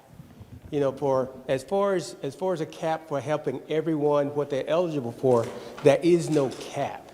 It's what you're eligible for. However, for household repairs, there is a limit up to $44,000+ on that. I know that doesn't make you to what you need, but that's the start for what we can offer. You said 44,000 or 4,400? No, the max, we have a maximum grant that we have that you may be eligible for, up to plus that amount, but there is no cap on for everyone to get what they're eligible for. What was the amount, did you say 44,000? Oh, it's 44.5, maybe a little bit more than that.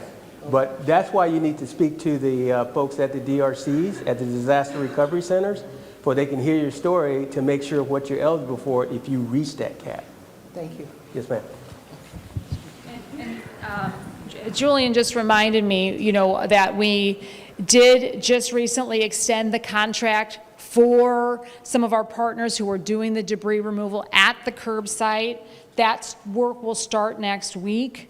That is just the part of a larger debris strategy that we'll be announcing soon. But, you know, we are still in the recommending residents push the debris to the curb. We know you can't get those big trees to the curb. We know that's a big barrier, and that's a lot of times those really big pieces of debris are on private property. We're working through the details of how to make sure we can get those really large pieces off of private property. It's a big lift, we know that. We are committed to getting that work done, and we're working on it. All right, good evening, Mayor Spencer. Appreciate the opportunity to just engage with you in community like this. So my name's Kelly McGowan. I'm a proud resident of the 9th Ward, and I also serve as the Executive Director of Transform 314, and we're an organization that educates, engages, and empowers Black St. Louisans to be the drivers of local level policies to ensure that we're a part of the processes so that all communities in the city of St. Louis can thrive, not just survive, but to thrive. And so I have a lot of questions and thoughts, but you know, I'm trying to be considerate, and I'm hungry because I haven't eaten dinner yet. Maybe other people in here are hungry too. But I think what comes to my mind the most, transparency and accountability. I'll say it again, transparency and accountability. We've heard these words quite a bit during campaign season. How will your office be transparent and accountable in ensuring that the funds that are so desperately needed in the communities on the north side and the west side, that they get what they need to build back better? And I also want to add, build back better with current residents. So what does that look like for your office? Kelly, thank you for your work there in this question. The transparency piece, while I can't speak to the exact mechanism in which we're going to be communicating all the ways in which the $30 million accounting for every penny of it, how it's spent, but we are committing to making sure that we are communicating how all of those dollars are spent. Those dollars and any other funds that are going into this tornado response. We've committed the $5.6 million in the stabilization funds from ARPA. We've got $9 million in demolition funds. We've got a handful of other ways in which we're going to be announcing later this week. We're going to be allocating funds, and we are committed to itemizing that and being transparent about how those dollars are being spent. Okay, looking forward to seeing that information. And again, I just really want to stress the importance of communicating that efficiently and effectively with residents, because I think that's part of the process. And a lot of issues and concerns that residents have is that we feel like we're not only just communicated with, but we're not included in any of these conversations or decisions or plans. So I just really want to reiterate that, the importance of that. Thank you. Thank you. I mean, these are where we get some of the best ideas, and thank you. I mean, that, you know, elevating the transparency issue is really important.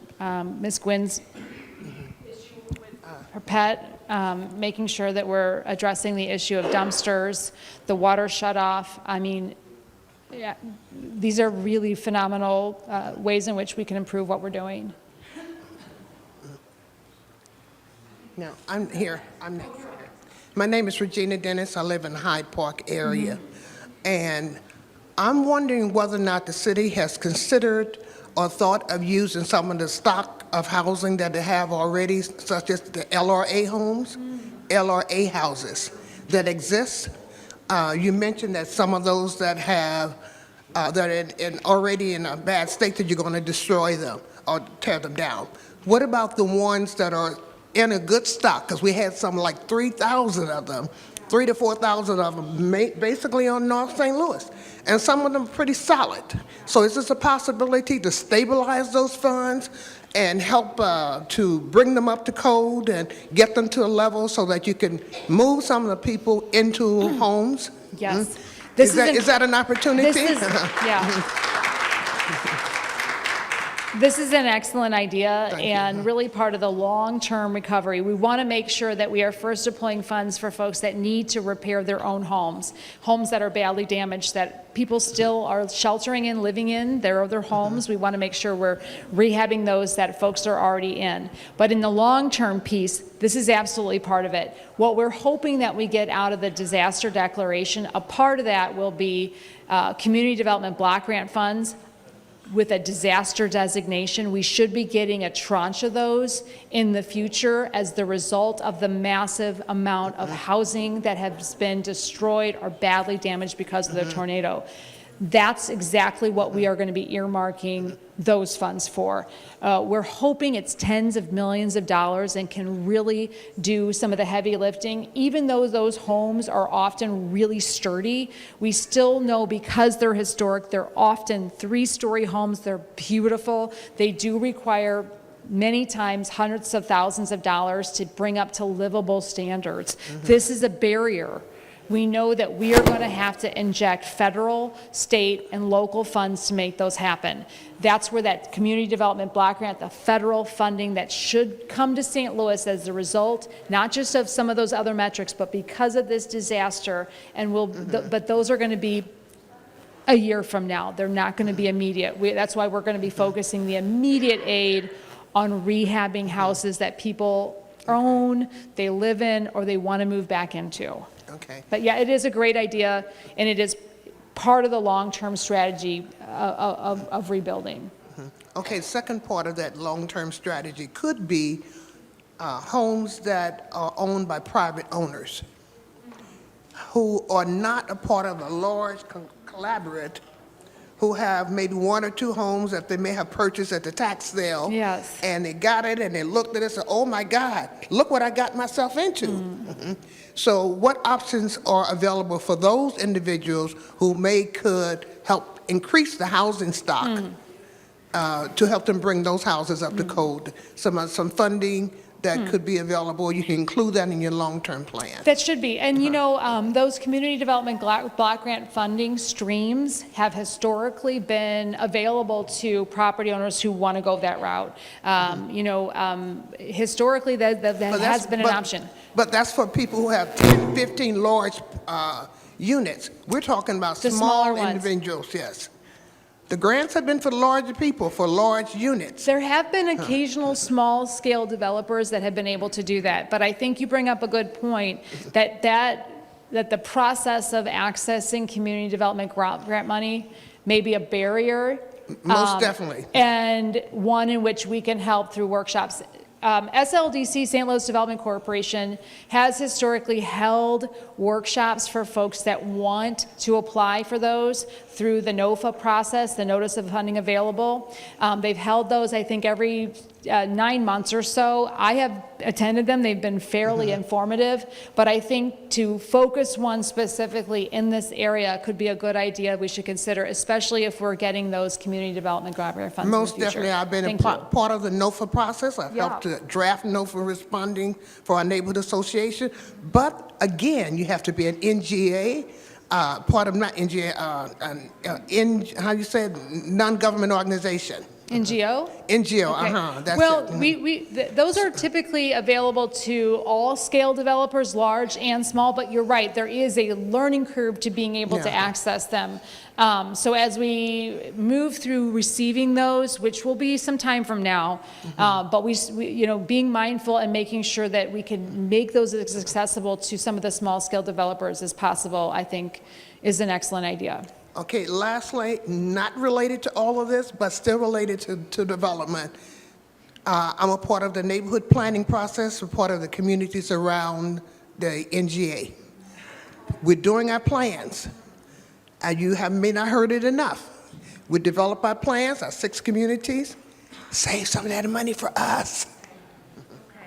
You know, the long-term plan, you know, I want to recognize Miriam Keller in the back, who is with our planning department, and Don Rowe here, who is our head of planning here. You know, the city has started planning in the Ville and in some of those central neighborhoods that just happen to be in the middle of the path of the tornado. The city was also, before the tornado, planning on doing large-scale development, neighborhood development plans throughout the tornado zone. It's somewhat serendipitous, okay, but we are still going to do that. It's community-driven, community-led, and it will really be able now to drive the rebuilding effort that can lay the groundwork for how do we want to rebuild. Where, you know, do we want to do single-family homes here? Do we want to have multifamily housing, senior housing? What is really needed, neighborhood by neighborhood? It just so happened the city had planned on investing in neighborhood level planning in this zone before the tornado, and we absolutely will be utilizing that to have that community engagement in the long-term rebuilding strategy. That is a really important and impactful way for residents who want to be part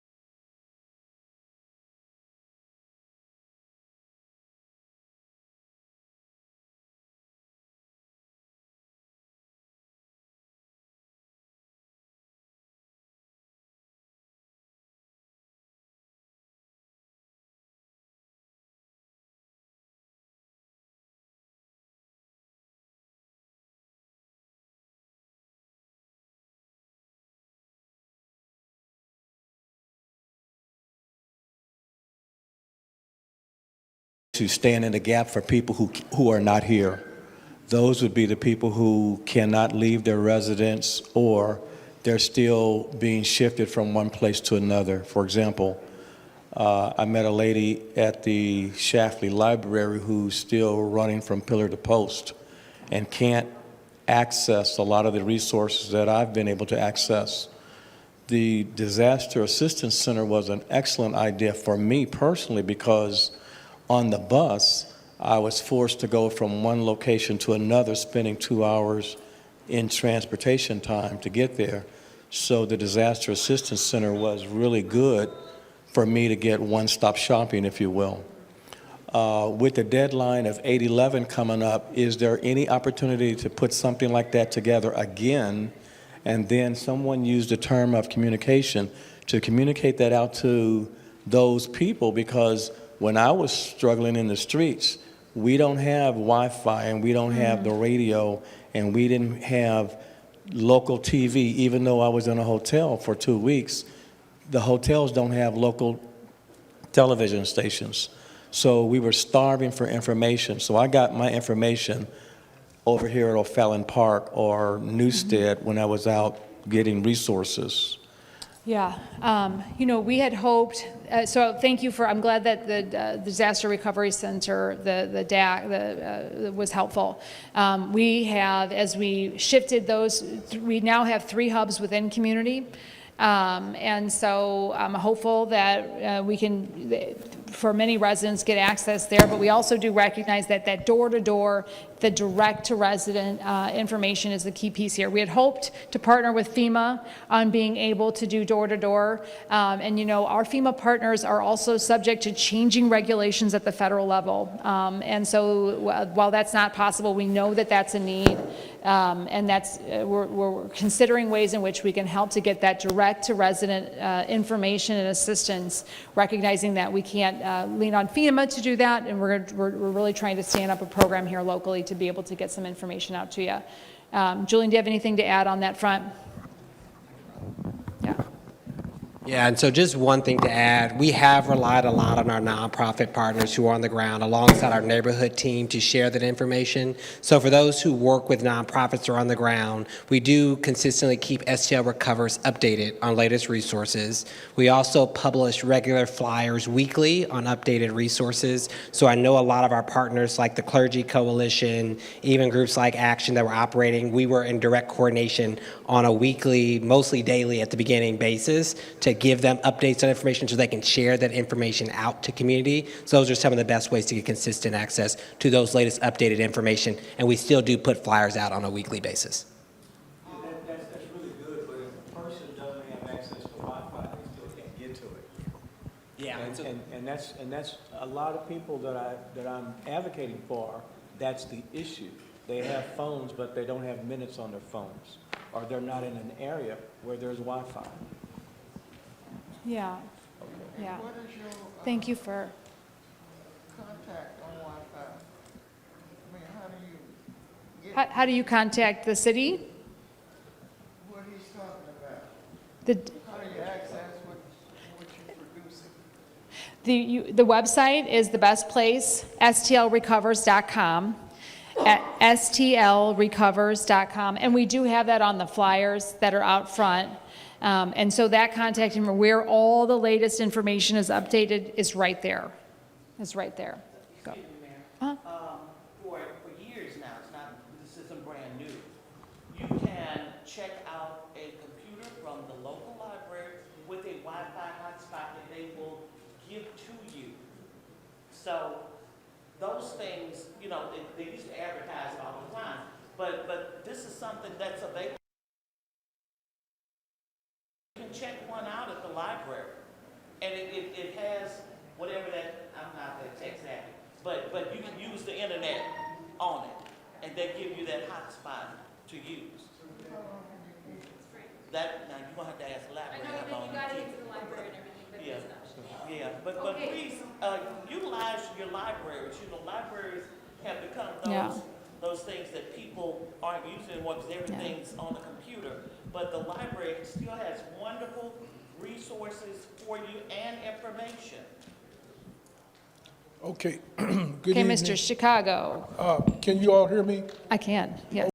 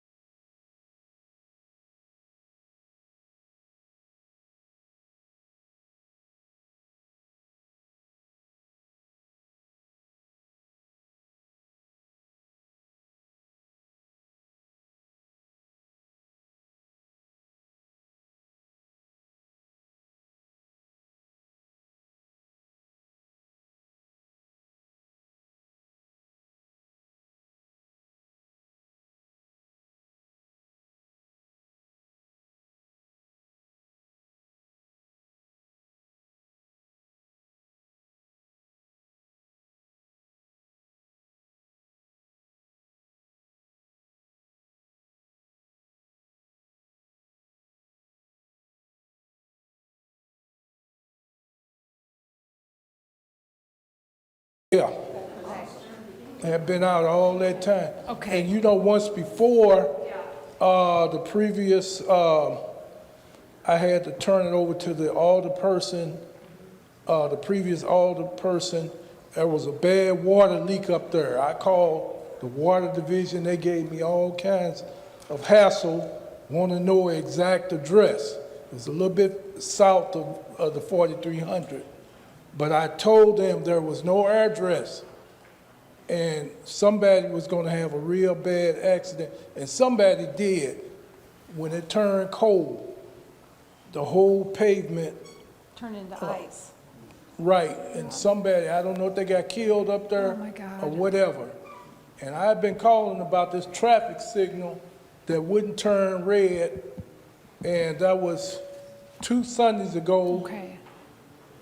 And which totaled to probably like 15, 16 days. Okay. Well, thank you for calling it in. I know it's a pain sometimes to do that. And as a citizen, you more than did your part by taking the time to call the number and call it in. We did get it fixed, but it's really disappointing to hear it took that long. We'll work on having a better system in our street department. We've had some turnover in that department, and we're working on rectifying it. But I really appreciate you taking the time to call it in. And next time something like that doesn't get done right, feel free to call the mayor's office, and we'll look into it. I appreciate you showing up. I got 2 questions. My first question, go back to when I was just up here, I don't think you answered it. As far as the many victims of this in the 7 deaths, is there any money that's going to be allocated for those victims, number 1? Then I guess my second question would be, because we know it's $30 million that got saying is allocated to this. I remember John Muhammad, you familiar with him, in 2019, allocated, as he said, $81 million to this area, from Alice to West Florissant to Harris to the, I forget the back square street. But they said the building will be, money will be started in 2021, and the construction should be over in 2023. So that money went under the rug, because I haven't seen $81 million. So my question to you is real quick, and I'll get out and let you leave. Do we know anything about that money? And can it still be reallocated with this money? Let's start with the money, and then we're going to go back to the other question. The $81 million, I believe that's ARPA funds that was originally allocated. We have been really focusing on the ways in which we can reallocate existing ARPA funds. And I know we have additional work to do on transparency with regards to already spent ARPA funds. That work isn't completed. We have done an audit of what we can reallocate to the tornado zone, but I think you've got an excellent point on figuring out and being transparent about all the ARPA funds in general. You're right, we lost lives. There has been a lawsuit filed, and so I'm not at liberty to talk specifically about any of that, but what I can say is the city does have a fund for lawsuits. And so, those things are in the workings, and I can't speak to those right now, but we do keep funding on a regular basis for lawsuits. Yeah. Say that again.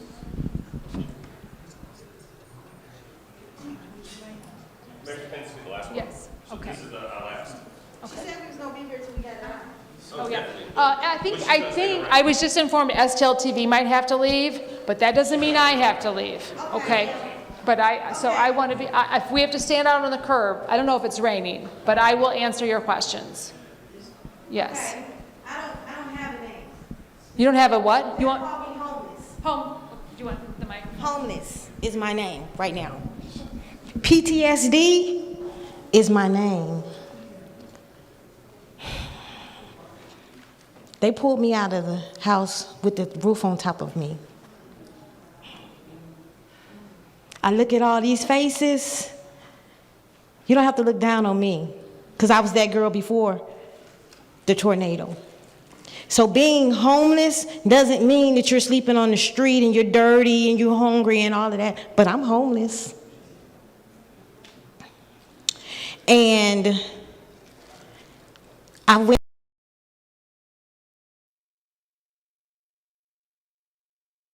in my eyes because I have 9 tenants. I made sure all my tenants had some place to stay before I secured myself.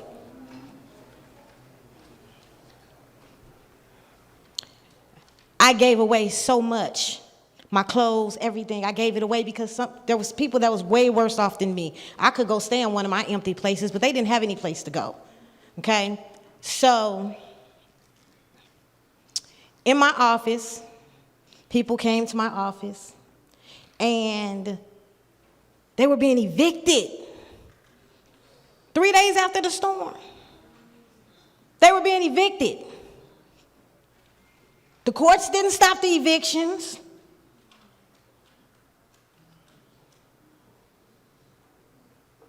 There was no help.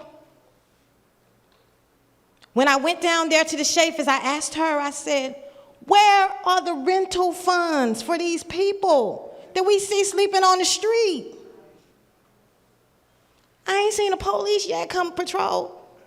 I ain't seen that. I'm from the west side, Cabanne. We never saw the police patrol. They wasn't checking to see if it was looted. So guess what? I slept in my car to make sure my dad was okay. So nobody would go in the house and steal everything we had, because guess what? They slapped a red sticker on the door, so now we can't go back in there anymore. Do I gotta look a mess to say that I'm homeless? To say that I didn't get any help? And what I did have, I gave away. So now we have all these vultures, the out-of-town investors. Let's talk about the elephant in the room. The out-of-town investors. You know Matthew Chase. Come on, let's talk about it. We know the investors that funded this campaign. Matthew Chase was in court that Tuesday and that Thursday. He endorsed you? Okay. He was there. They were evicting people. Now they're selling houses, rent to own, that people are selling just because they can't afford to fix it. So the out-of-town investors, they came and say, give us $3. No, they're selling the houses for about $3,000 to $5,000.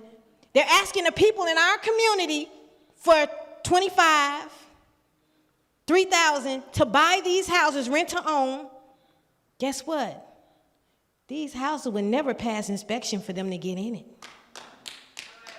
So many of those people that were getting evicted a week after the tornado dealt with these out-of-town investors. They're everywhere. They're going door to door, door to door, door to door, door to door. And what they're waiting for is for our debris. They call it our debris. Our houses are called debris. It's debris. Your roof fell out, your house ain't worth nothing else, it's debris. And we're gonna come and we're gonna knock it down. And when we knock it down, because you don't have financial literacy, you don't understand what your credit score should have been, you don't understand how or have the know-how to fill out these applications, because that's what I do in my office for people, you're not going to get nothing. You're going to fall by the wayside. Whose fault is that? Yours, because you don't know. It really, really angers me. Because I'm homeless too now. I got $3,000 from FEMA. And that wasn't rental, that's for my belongings. That wasn't money to go find something, because you can't rent nothing for $3,000. That was 4 weeks after the storm. But I'm saying this to say we have vultures coming for us because you don't have financial literacy and you don't know what's up. But I'm here to tell you what's up. They're going to buy you out. They're going to put you out, and they're going to buy you out. And this is not fear-mongering. Because when you slapped a red sticker on my door, and my stuff was still in it, and I can't go in there, and when I went in there, stuff was falling all on top of my head. I got fiberglass in my eyes. I can't see. I'm having an asthma attack. Ambulance never showed up.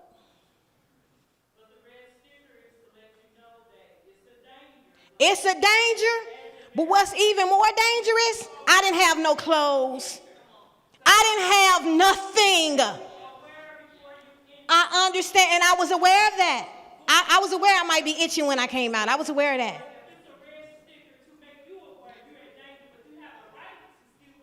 I understand that. I understand that. But everybody didn't understand that.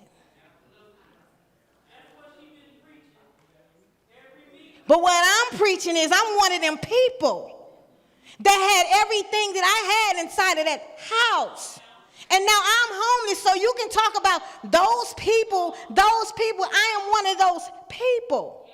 Not only that, I done had so many people because I am an investor. So I see the people that are coming to take these people property.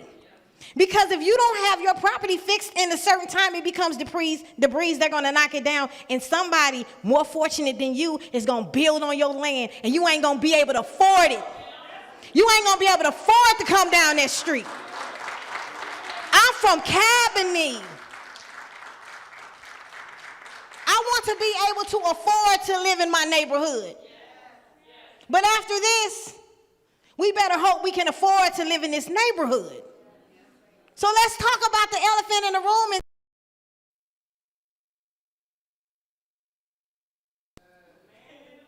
Let's quit playing around. And you're right. But guess what? I deserve to be able to call 911 and have them come.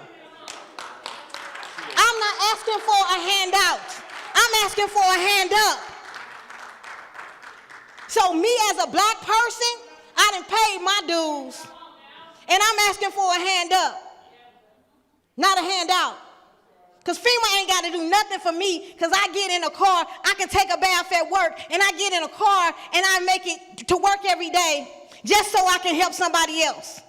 So I ain't asking nobody to do nothing for me, ma'am. That ain't your business. And guess what? That ain't your business. You want to respond, or? You want to respond, or you just want to? Yeah, why don't we, you want to? Okay. You want to?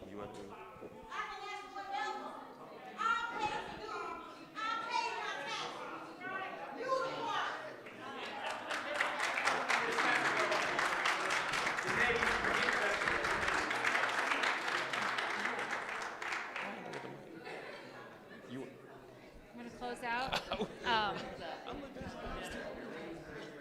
Don't sell your properties, okay? Hold on to them. We got it.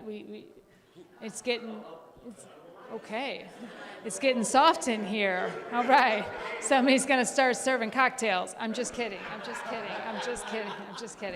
I do want to, in closing, just recognize, thank you for coming out tonight. I know that we've heard some good ideas, these questions, these concerns, I will not forget you, okay? My team is not just here. Thank you. And the ideas that we get from these are really driving what we're doing next. So thank you for sharing your experiences with us, where we're missing the mark, and where we need to do better. It really is impactful. Thank you for spending the time with us tonight. Thank you, Bishop Robinson, for hosting us tonight. Thank you, Alderwomen, for sharing the word. And thank you to all of our city staff for coming out, SBA, FEMA, and thank you for everybody coming out tonight.